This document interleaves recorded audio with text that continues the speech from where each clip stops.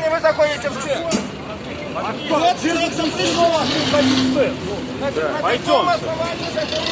Работа, таком нельзя.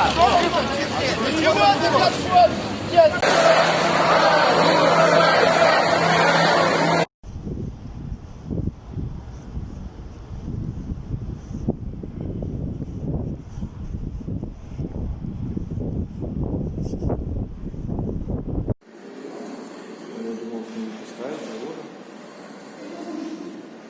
А что не стоит? Ну что ли? То, что я обещал, и что вы обещали? Я не знаю, конкретно ли вы, но они обещали, что